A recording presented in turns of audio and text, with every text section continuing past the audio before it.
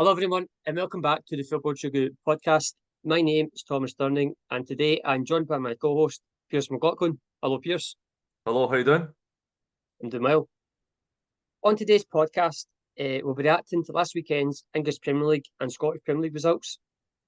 We'll be reacting to this summer's transfer window now that it's just closed.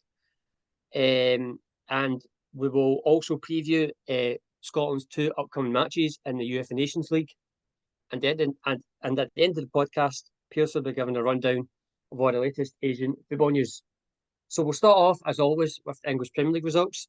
So we'll start off on Saturday, the 31st of August. The results finished Arsenal 1, Brighton 1, Brentford 3, Southampton 1, Everton 2, Bournemouth 3, Ipswich 1, Fulham 1, Leicester 1, Aston Villa 2, Nottingham Forest 1, Wolves 1, West Ham United 1, Manchester City 3.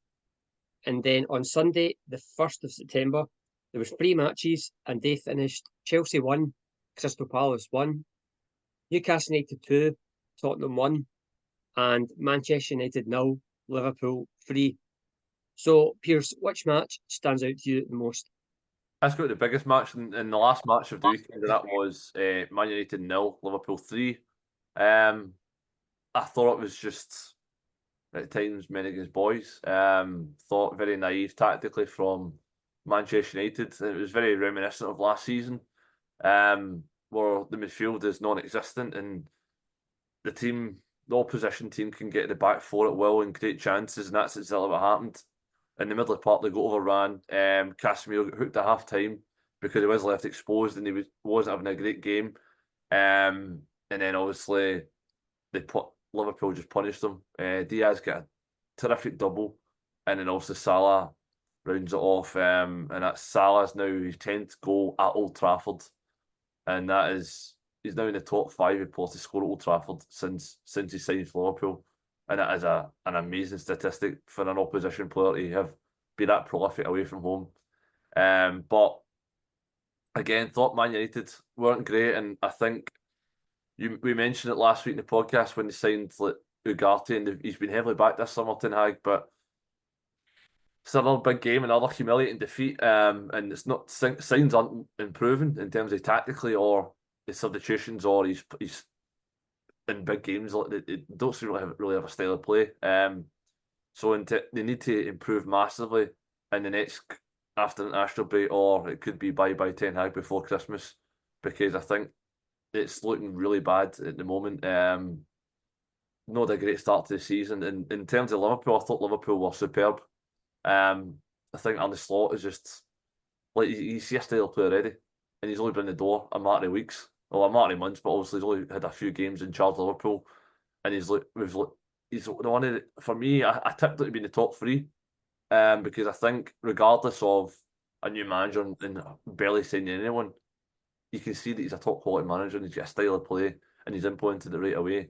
And the squad they already had is really strong. So I think Liverpool just looked really good attacking wise, back to front, and the most important thing was, you seen in the game, was Andy Robertson talking that Arne Slot says clean sheet first because I know we'll score goals. And that is just a sign of a top manager on a top side. And yeah, for me, that was a standout fixture. Yep, I agree. That's my standout fixture from last weekend. Totally agree with everything you said. From a Liverpool point of view, Arne Slot, what a start he's had. Fantastic. They've not conceded a goal yet, because that's the first thing I've noticed with Liverpool, is how in the 3 games that they've played that they look much stronger defensively. They do really seem to concentrate more defensively than they did under Jurgen Klopp, who was much more wanting to play in the front foot and attack first, kind of defend second, that kind of way. So that's one thing that I've noticed. Obviously, in the midfield on Sunday, Liverpool totally won that battle in the midfield. Szoboszlai, McAllister and Gravenberch. I thought Gravenberch was really good as well. It's probably the best he's played in a Liverpool shirt. So they totally won that midfield battle. And then obviously they got their goals. 2 from Luis Diaz and 1 from Mohamed Salah, who always scores at Old Trafford. he's just a level above. He was just a level above anyone in that pitch on Sunday. He's just a top class player. I think Liverpool have got to do everything they can to keep him because he doesn't look like he's slowing down at all. He's just a top class player, and on the way to being a complete legend for Liverpool. And then in Man United, in terms of Man United, very poor. I actually thought they started the game okay. They actually looked okay in the way they set up defensively. And then it was a moment that I think Liverpool scored the first goal. They kind of just collapsed a bit, and their heads dropped. And the three goals Liverpool scored were all from mistakes. In the headlines at the moment's Casemiro with two big mistakes he made. And he's getting a lot of criticism at the moment. So his future at Man United that looks very bleak at the moment. I don't know what's going to happen there. And then obviously Kobe Minu, he made a mistake giving the ball away. So three big mistakes in Man United, which cost them. Man United, again, they've not had a good start to the season. Eric Ten Hag's been heavily backed this summer. If this kind of keeps on going, the pressure's just going to mount and mount because I think Man United fans are kind of beginning to get a bit sick of the big defeats that they're getting against their closest rivals. So, bad day for Man United, and then good day for Liverpool. So that was my standout match from the weekend. We'll move on to the Scottish Premier League results. So once again, I'll go through them. So on Saturday, the 31st of August, there was 3 matches, which finished Dundee 2, St Mirren 2, St Johnstone 1, Motherwell 2, Ross County 0, Aberdeen 1. And then on Sunday, the 1st of September, again, there was 3 matches, which finished Celtic 3, Rangers 0, Hearts 0, Dundee United 1, and Kilmarnock 1, Hibs 1. So there's only one place we can start. Obviously, it's the big match in the league. It's Celtic 3, Rangers 0. So we're just going to go right into that and give our review of it. So Pearse, you can start. Celtic 3, Rangers 0. What's your thoughts? We never did a massive preview last week because it was a lengthy podcast last week. But we knew we were going to do an in-depth analysis of the game. And speaking to a few friends now before the game, I did predict a 3-0 Celtic win. And that came to fruition. I just thought, as soon as the game started, I thought Rangers were brave for the first 10, 15 minutes. I thought they actually played better than Celtic, and they forced a few mistakes, had a couple of chances with Matondo and Dessers. But as soon as that disallowed goal through Kyogo, which, in my opinion, it looked level to me from a few angles, it's debatable where it was clearly offside because it was very tight. But that goal kind of spooked Rangers, and I think Celtic then sniffed blood that one pass can just break a whole entire defensive line. And when you've got players as dangerous as Daizen Maeda, Kuhn, and Kyogo, especially in this fixture, Kyogo, he just comes alive. It's like he's a massive big game player.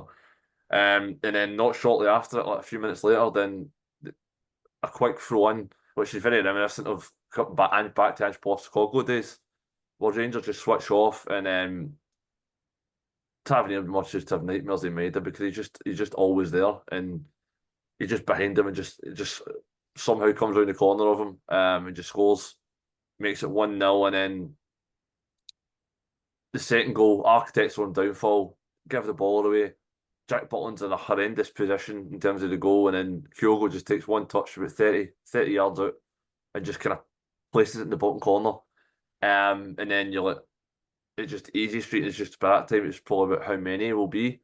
And I think a lot of Rangers players' bottle kind of crashed a little bit. That you've seen the desire, not just the quality on show on both sides, but I think the desire from the Celtic, especially in terms of the high press, winning the ball back. Everyone was sprinting back, and even seen that with Kyogo sprinting at 2-0, sprinting 60 yards to win the ball back in his own half.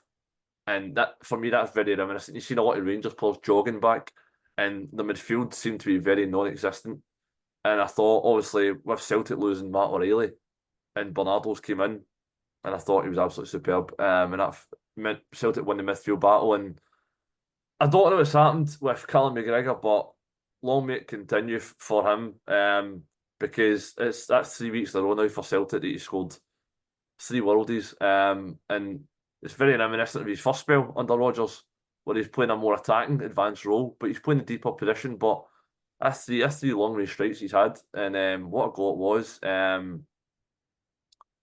And yeah, it kind of wrapped up things superbly for Celtic. But it's another damaging defeat for Rangers. And I feel as if Clement and a lot of the players you've seen after the game, they got a lot of stick from the Rangers fans, demanding a lot more, because I feel at times, although you can see the disparity in terms of finances and quality on the park, but you can never deny like the quality, but you can when players are jogging back, that's when you start to realise that players aren't fully committed, players are down in tools, players aren't running that extra half yard, they're no fighting for each other, no covering everybody grass, because as you can know, in any stage of football, doesn't matter what level of football you play at, if you run harder, track back and give your all, you're less likely to get scudded or beaten convincingly. You're going to keep yourself in the game, because how many teams in Scottish football are very pragmatic, sit in, nullify the chances and just kind of cover everybody grass. And I feel as if Rangers, again, it's Celtic Park. I know there obviously no fans there, but I feel as if, I don't know if it may be a psychological problem at the moment, but that's now only 1 win in the last 13 Old Firm matches. And that's Philip Clement had 6 matches in charge against Celtic now, and only the 1 draw in 5 defeats. So it's a very damaging statistic for him and his Rangers side very early on in the season. But they'll need to pick up results quickly after international break, because they've obviously the game in January is now of significant importance, because they need to go on a massive run and virtually drop 0 points, because you look at Celtic in a moment and they just look as if they're unstoppable, yet to concede a league goal this season. And yeah, they look very, very strong, and I think Rangers need to mount a challenge as soon as possible, because as you noticed, there's a very strong Aberdeen side as well in the league, so it's going to be a very tough season for them if they don't start picking up results. But yeah, another damaging defeat for Rangers, but Celtic won it convincingly, 3-0. Yeah, again, totally agree with everything you've just said. I mean, I don't know if there's much to add to that, but I mean, obviously, from my point of view, in a quite simple way, the game was turned as the moment Celtic scored that first disallowed goal. Because actually, Rangers, and to be fair, they actually did start the game well. And then Celtic were kind of struggling to get into the game. There were a few passes going kind of array. They weren't connecting right. But they did one attack. They did the kind of counter attacked, and then Nicholas Kuhn laid it off to Kyogo, and it was 1-0 Celtic until it got disallowed. The moment that got disallowed, for me, I just felt like Rangers kind of collapsed in a way. I felt they kind of lost that high tempo kind of went. Celtic obviously got confidence because they know that they were really close to getting the lead, and they kind of took confidence from that. And since that goal, disallowed goal, Celtic just took control of the match and totally dominated. I've always thought at the moment that for the last couple of years, I've always thought that Celtic were a better side than Rangers. But on Sunday, for me, it kind of, what I noticed the most is the fact that, in my opinion, I think Celtic are, miles ahead of Rangers at the moment in every department. They've got a much better squad, good edges. There just seems to be, like, when I watch Celtic play, I know exactly what they're going to do in terms of how they play. When I watch Rangers, I don't understand. I don't know I couldn't tell you the first 11 from the top of my head. I don't know it. Whereas with Celtic, I could give you a really good idea of what I think the first 11 is. Rangers, I don't, and I don't know their style of play as well.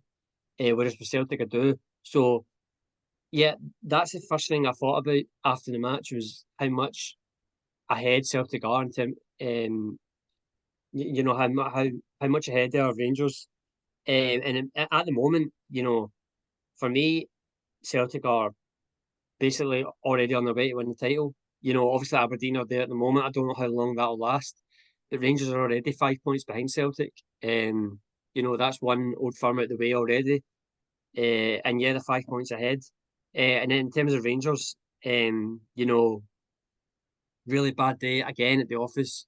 You know, they all seem to come to Celtic Park and they just can't handle they just don't seem to handle the fact that there's 60,000 Celtic fans there and there's no one cheering them on. You know, they just seem to collapse quite easily. Um, you know, and it's a big issue for Philippe Clement because this summer they got rid of nearly half their squad. Some big players left, the likes of Barisic, Lundstrom, Goldson, and you know they've got basically a totally different squad now. You know, and from what I've seen on Sunday, it doesn't look too promising at the moment because I didn't really notice anything that would make me think that all Rangers are kind of on the right path. Definitely nothing like that. I didn't see anything like that. So Philippe Clement's got a big job in his hands. The Rangers fans are, I think they're sick and tired of the kind of goings on at Rangers at the moment because it just seems to be a bit of a mess. And Philippe Clement's he's under pressure now. You know, he's going to have to start, as you said, he's going to have to go on a big winner run of games now, without dropping points if they've got any chance of getting back into this. Because at the moment they're behind. So yeah, a very convincing victory for Celtic. That's in the 5 points clear ahead of Rangers. And yeah, um, yeah, that's obviously 5 points clear. So I was actually going to move on to the Scottish clubs in Europe. So last week as well, just before the weekend matches, the European ties for Celtic, Rangers, and Hearts were decided. So in the Champions League this season, it's kind of different now. So it's kind of a league phase. So the matches that Celtic will play. So I'll just give you a list of all the games Celtic will play. So they play Leipzig at home. They play Borussia Dortmund away, Club Brugge at home, Atalanta away, Young Boys at home, Dinamo Zagreb away, Slovan Bratislava at home, and Aston Villa away. So just quickly, Pearse, what's your thoughts on that? I think Celtic have got an absolute tremendous draw in terms of avoiding the big hitters and like the elite clubs in terms of pot one. Getting Dortmund and Leipzig. I know Dortmund were Champions League finalists, but I think that was a bit of a blip getting to the Champions League final. They're usually last 16 quarter finalists. But and they've lost a few key players as well. They lost Füllkrug, Royce, etc. And I think obviously they've got a fantastic chance. Obviously, Europa League winners in Atalanta there as well. But in terms of young boys, Bruges, Bratislava, Zagreb, I think Celtic's aiming for maximum points off these four teams. And obviously the Battle of Britain as well with the final match day down against Aston Villa. And Unai Emery, who is a tremendous coach, so that'll be a fantastic affair. And I think Celtic will qualify for the playoff. I think they've got a great chance. They need to take maximum points from those four sides, and then if they can get anything off of Leipzig at home, and then obviously Dortmund and Atlanta away will be a tough task. But I think they've got a fantastic draw. I don't think if you could choose a draw, I don't think you could choose a better one than that. In terms of it's still a tough draw, but they're winnable games, and that's all Celtic can ask for. And they've not got massive teams like Real Madrid, PSG, Man City that the potential could have been scudded by in years gone by. And I think goal difference will be key. So I don't think if Celtic do get beat, I don't think they're going to get a hammering off any side in that group. I think every match will be a tight affair, and I think they've got a chance to qualify for the round of 32. Yeah, I agree. I think it's a really good draw for Celtic. You know, some good teams in there. Some a couple of glamour tags as well, like Borussia Dortmund away and obviously Aston Villa away. That's quite an interesting tie as well. Yeah, when I first saw it, I thought Celtic had a good chance of kind of doing something in that group. But at the end of the day, it's going to come down to can Celtic handle all these league fixtures as well. You know, because that's quite a lot. Same as every other team. But these are always high pressure games, and in Champions League, every team's good. Like Atalanta, who are Europa League winners, and then obviously Aston Villa, who and Borussia Dortmund and Leipzig as well. They're all top sides. So it's going to be interesting to see how Celtic can do in that Champions League table. So yeah, that's that confirmed. I'll just quickly say we'll move on to Rangers in Europa League.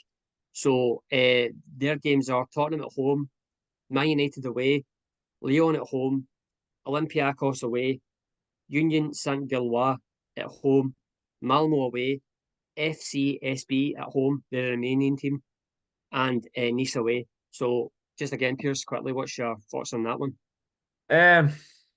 Again, that's very close to being a Champions League draw. I Yeah, think there's some big teams in it, obviously, to English sides in terms of Manchester United and Tottenham, which obviously are a reunion for Ange Postecoglou at Ibrox, which I'm sure will get a warm reception.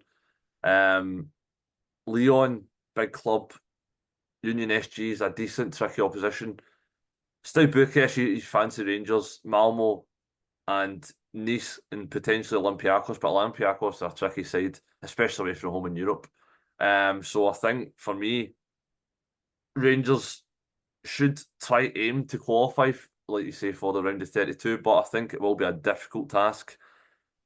But it all depends on getting players up to speed, players up to match sharpness and being at their maximum, because I think that's a very difficult draw. I can see Rangers crashing out of Europe, but I can also see them qualifying. And I think the Ibrox factor will be massive. If they get Ibrox open in time for these Europa League matches, I think I'm going to give them a massive opportunity to go and do it. But I think, obviously, in terms of the away fixture, I think Nice, Olympiacos, and Malmo, for me, the key match. In terms of Man United, Tottenham, I think that just kind of like glamour-ties. If you get anything off, that's a bonus. But I think, for me, really difficult draw for Rangers, and I could see them struggling, but where Ibrox factor, they could potentially progress. yep, a very, very tough group. I was actually, when I first saw it, I actually thought it was Champions League, because there's some top teams in there. Tottenham at home, Man United away are the big ones for me. They're going to be very tough games for Rangers. They've got Lyon, Olympiacos, who are Champions League quality as well. And yeah, it's really, really tough games. I think Rangers have a chance. In the home games, I think they do, because, as you just said there, Ibrox is a very, very tough venue to go to. And if they're at Ibrox, because obviously they're not playing at Ibrox at the moment, but if they are by then, which I think they will be, I think they've got a good chance. But they're really going to have to get themselves sorted first, because that performance at the weekend against Celtic makes me think that they're not going to do anything in this group. Because they're going to have to really start getting their act together, because that's a really tough group if they want to progress. So yeah, that's a really exciting group for Rangers. And then lastly, just quickly, Hearts. So they've got in their UEFA Conference League table group. They play Copenhagen away, Heidenheim at home, Omonia at home, Cercle Bruges away, Petroclub at home, and Dynamo Minsk away. So, what's your thoughts, Pearse? I think it's a tough draw. I think Hearts have got quality in terms of the home matches. I think in terms of away, I don't think I could see them winning many matches. Potentially the Dynamo Minsk match, but I think like Copenhagen away is going to be a really tough tie.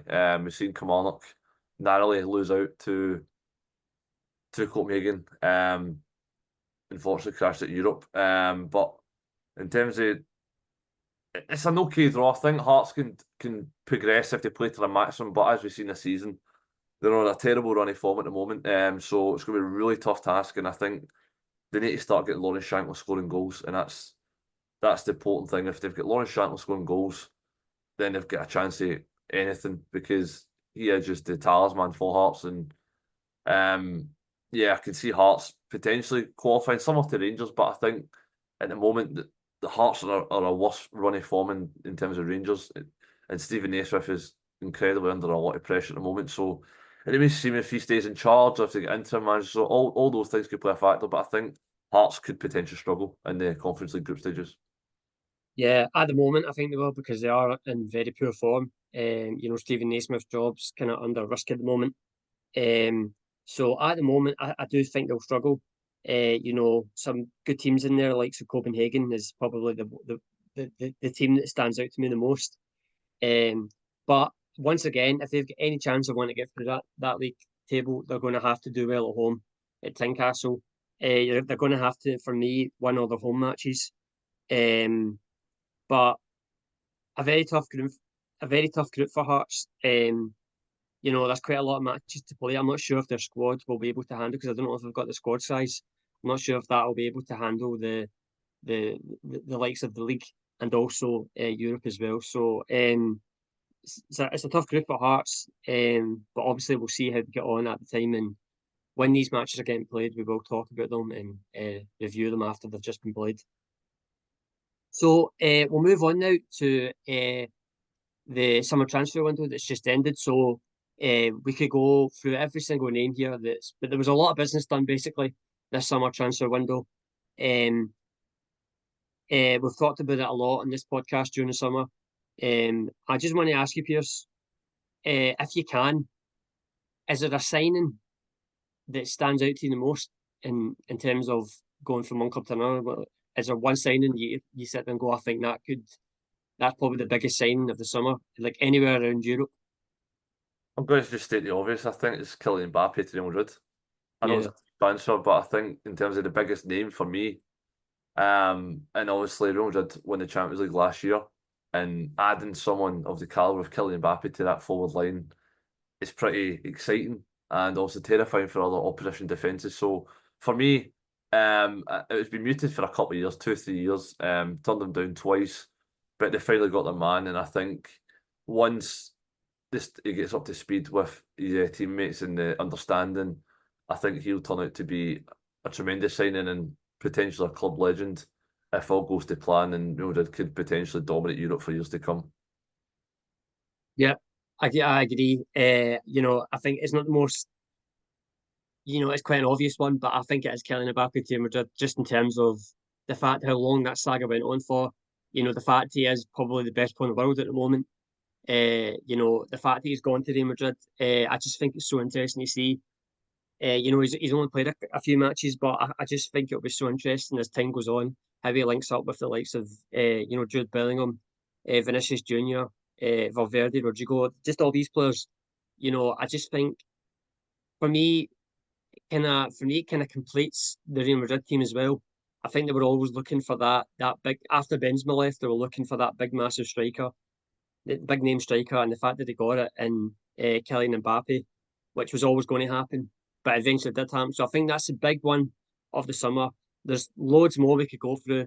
If you want, we could start talking about Chelsea, but I don't think you will want to because we'll be here all day if we talk about Chelsea. But yeah, loads of transfers that have happened throughout the summer. For me, it's been a good one. Don't know about you, but I think it's been a good one. And yeah, that's the summer transfer window closed. And then obviously when the January transfer window opens, as the January transfer window goes on, we'll talk about the latest signings that have just happened. So we'll now move on to the Scotland's men's national team. So we're not going to preview them both. So they're basically playing Poland and Portugal this week, Thursday and Sunday, I believe. So I just want to ask you, Pearse, how do you think the Scotland's men's national team will fare against both these sides? I think Scotland, I think they'll struggle. I think they're on a form. Like Steve Clarke's been on, has been pretty poor recently. I think they just need a positive result. I think they just need a win to end this run, and get the fans back on side. I think if we can get a win in the first match, it could potentially give us momentum and start building towards that World Cup qualification, because that's what Scotland as a nation needs and craves. And yeah, so for me, I think the squad, we've talked about the squad last week, I think the squad's quite exciting. Some weaknesses in the squad, obviously, noticeable at right back, but I think we've got enough firepower and enough quality in that midfield. Obviously, massive missing Callum McGregor, but we have got quality players in there, and I think on our day, if we play at our maximum in our strengths, and we can play the way that we did in the qualification campaign for the Euros, we've got every chance of getting 2 wins or at least a win and a draw. But I think for me, just pick up 3 points in from both matches. From possible 6, I think that'd be a fair result. Because you're playing something like Portugal, who have got Ronaldo and a rags of riches and talent, so that'd be a really tough game. But I think if we can get 3 points from a possible 6, I think that'd be a decent Nations League start. And also just build on that, I think, because I think we just need at least 1 win just to kick our campaign off. Yeah, I agree. It's going to be tough. Both matches, Poland at home, for example, Poland are no mugs, and then obviously Portugal away. I've always said if Scotland were managed to get 3 points out of these 2 matches, then I think that's been you could class that as a successful campaign. Yeah, we talked about it a bit last week when we talked about the squad announcement, but there's a kind of a dark cloud hanging over Scotland at the moment. You know, there's a bit of a disconnect between the fans and the team, and I think that's just because of how the Euros kind of played out, how disappointing it was. So it's going to be interesting to see how Scotland come back from that. This will be the first match since the Euros. I don't know if there'll be a hangover there. I don't know if they'll be raring to go and pumped up to try and prove that this Scotland team is still as good as we think. So that's going to be interesting. There's going to be a lot of pressure, not pressure, but a lot of people looking at Steve Clarke to see how this team looks, because this is quite a different team. There's a lot of new faces in this team. So for me, I think Poland at home is the one that they need to try and win. Portugal away, you never know, but that's going to be that's going to be hard, because we all know about Portugal and the players that they've got. Obviously, most notably Ronaldo. So yeah, for me, if Scotland could get 3 points out of 6, then I think that could be classed as a very successful Scotland. Obviously, good start to the campaign. So for the final part of the show, Pearse will now give his Asian football roundup. Yeah, so we'll start off with some Key League One action. Saturday, 31st of August, we had the game of the weekend, and that was Ulsan 5, Pohang Steelers 4. Daegu FC 1, Incheon United 2. Then Sunday, the 1st of September, we had Jeju United 1, Gimcheon Sangwon 0. Daejeon Hana Citizen 2, Gwangju FC 0. Gangwon FC 2, Suwon FC 2. Jeonbuk Hyundai Motors 0. FC Seoul 0. So it's leaving the table looking like this. At the top of the table, we now have Gangwon FC joint top with Ulsan, both on 51 points from 29 matches. So Ulsan have came from the 3rd or 4th position and then have moved up the table slowly but surely. And the last season champions could potentially go on and win it for a 3rd time in a row. And then Suwon FC 3rd position, and then 4th and 5th we've got Gimcheon Sangwon and FC Seoul on 47 and 46 points. So really take the top of the table. So from Seoul to Gangwon, we've got 5 points separating the 5 sides. So really tight, and it's going to go down right to the wire. And in terms of the bottom half of the table, it's just exactly the same. We've got Daegu FC rock bottom on 30 points. Jeonbuk Hyundai Motors in 11th on 30 points as well. And then 10th, we've got Incheon United on 31 points. And just outside the relegation place, we've got Daejeon Hana Citizen also on 31 points, just outside by a goal. And yeah, so 4 sides separated by just a 1 point. So it's really exciting at the bottom half and the top half of the table in the K League One. And it's going right down to wire who gets relegated, who gets into the playoff places, who wins the title, and who will be in the Asian Champions League places for next season. And yeah, so now move on to J League One action. So Saturday, 31st of August, with FC Machida Zelvia 2, Ura Diamonds 2, Sanfrecce Hiroshima 3, FC Tokyo 2, Central Osaka versus Gambo Osaka was postponed. So was Jubilo Iwata and Yoka Hermanos, and also Kyoto Sanga and Cash Antlers was also postponed due to weather conditions. Kashiruso 2, Tokyo Verde 3, Shonan Bellmare 2, Sagan Tusu 1, and then Sunday, 1st of September, we had Hokkaido Console Sapporo 2, Kawasaki Frontale 0, and Aviva Fukuoka 0, Vissel Kobe 2. Yeah, so in terms of the J League One fixtures, it leaves the table looking like this. So at the top of the table, with Sanfrecce Hiroshima joint top with FC Machida Zelvia, who've now went to 2nd place for the very first time this season, having led the entire way, only on goal difference, but it's noticeable that San Francisco are on terrific form, having now won 7 matches in a row and are on course to potentially win a title for the very first time in a long time. Yeah, but it's exciting to see a team that form at the right time at the end of the season. It's a good time to have 7 wins in a row. And then third position, we've got Vissel Kobe, last season champions. Just 3 points behind on 52 points from 29 matches. And then we've got 2 sides, fourth and fifth, just outside the top 3, and that is Cash Antlers and Gambo Saka, who have played a game less, but are both on 48 points, just 3 points behind Vissel Kobe. So we could potentially have 3 sides on 52 points and 2 sides on 55 at the top of the table once those matches that are postponed or played at a later date. So in terms of the bottom half of the table, we've got 20th position, rock bottom, Sagan Tusu, 24 points. And then 19th position, we've got Hockey Constable, 25 points. And I kind of cut adrift a little bit from Jubilee, who are the third bottom, on 28 points. And just outside the relegation place, we've got Shona and Belmere on 32 points, Kashi Reysol on 33 points, and then Kyoto Sanga and Kawasaki Frontale, 15th and 14th position on 34 points. But Kashi Reysol, all the way up to Kawasaki Frontale, have played a game less on 28 games, but it's still really incredibly tight. And also Jubilee have got a game in hand as well, so that they could potentially, with that game in hand, go up to 31 points and just a point behind Shona and Belmere, who are just a place above the relegation places. So really tight the bottom half of the table. It's going to need a miracle at this point in terms of Hockey Constantino and Sagan Tuso to stay in the league, but Jubilee have still got a fighting chance in their maiden campaign in the J1. So in terms of other Asian football news, the Japan national squad has officially announced their squad for the third round of the Asian qualifiers for the 2026 FIFA World Cup. So quickly go through the squad. So 3 goalkeepers in Keisuke Osaka, Koisu Tani, Zion Suzuki, and then defenders with Yuto Nagatomo, the veteran, Shogo Taniguchi, Kota Takura, Yuta Nakayama, Koki Machida, Yukinari Sugawara, Honri Hiroki Mochizuki, Kota Takai.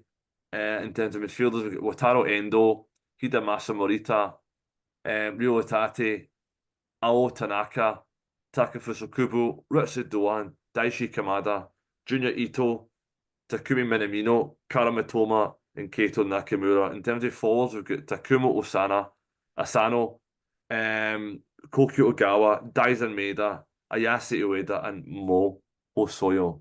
And also the most noticeable absentee is, again, I don't know if he's fancied by Hajime Moriyasu, it's Kyogo Furuhashi, who we know very well from Scottish football. But whatever he does in a Celtic jersey doesn't seem to be enough for the Japan squad, as he's missed out for another squad yet again.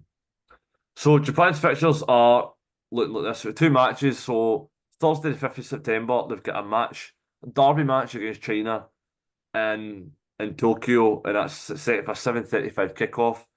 And then they've got a match on Wednesday, the 11th of September, against Bahrain, and that's set for a 1 a.m. kickoff time away from home. So 2 matches there for Japan. In terms of South Korea, they've also got 2 matches in the international break. So it'll be the first fixtures for the Hyunmin Bo in his second stint in charge.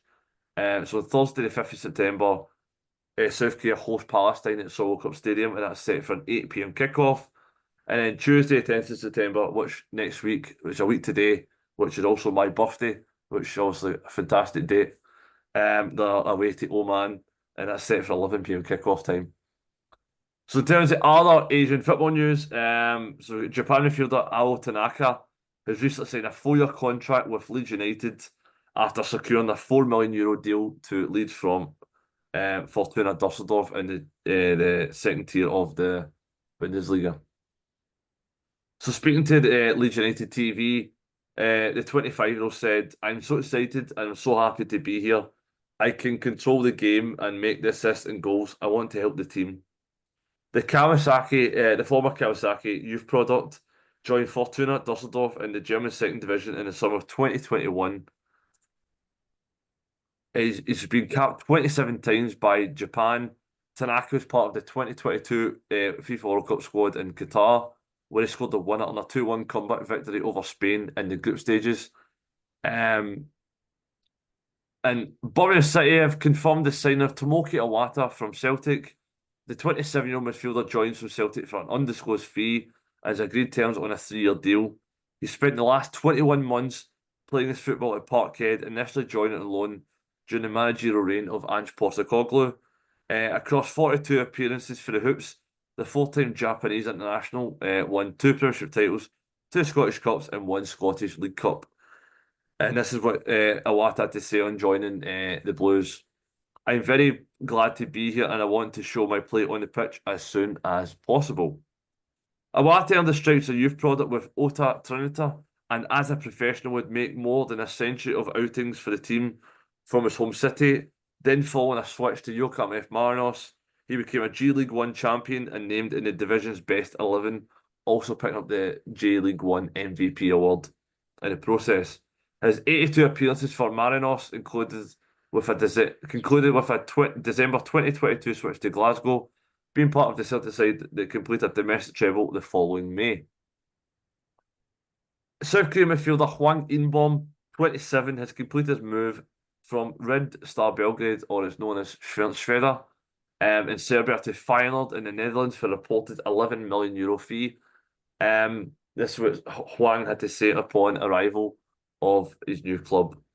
I'm very happy to be here. My teammate in Serbia, Uros Spajic, already told me that I made the right decision to go to Feyenoord. This is the biggest club I've ever played for, a huge club in Europe, so I hope to stay here for a long time.